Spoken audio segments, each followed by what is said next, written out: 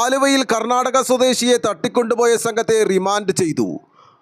ആലുവ സ്വദേശികളായ അൽത്താഫ് അസീസ്, ആദിൽ അസീസ്, മുഹമ്മദ് അമൽ, കടുങ്ങല്ലൂർ സ്വദേശികളായ ഹൈദ്രോസ്, ഫസിൽ, മുഹമ്മദ് ആരിഫ് ഖാൻ, സിജോ ജോസ് എന്നിവരെയാണ് ആലുവ പോലീസ് പിടികൂടിയത്. തട്ടിക്കൊണ്ടുപോകാൻ ഉപയോഗിച്ച 3 വാഹനങ്ങളും കസ്റ്റഡിയിലെടുത്തു.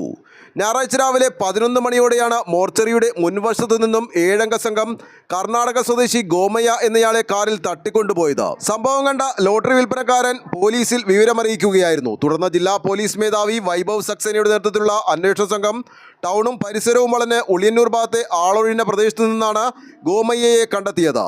കഴിഞ്ഞ ഡിസംബറിൽ അൽത്താഫിന് വ്യാജ സ്വർണം നൽകി ഈ കർണാടക സ്വദേശികൾ കബളിപ്പിച്ചതായി അൽത്താഫ് പറഞ്ഞു. ഭൂമി കുഴിച്ചപ്പോൾ കിട്ടിയ സ്വർണം കുറഞ്ഞ വിലയ്ക്ക് നൽകാമെന്ന് പറഞ്ഞാണ് അന്ന് സമീപിച്ചത്.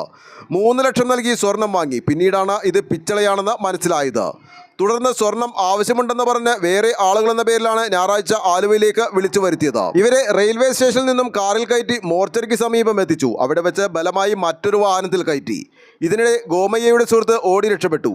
പോകുന്ന വഴി ഗോമയ്യയുടെ ഫോൺ വാങ്ങി സംഘം ഇയാളുടെ അച്ഛനുമായി ബന്ധപ്പെട്ട് 5 ലക്ഷം രൂപ തന്നില്ലെങ്കിൽ മകനെ അപായപ്പെടുത്തുമെന്നും ഭീഷണിപ്പെടുത്തി.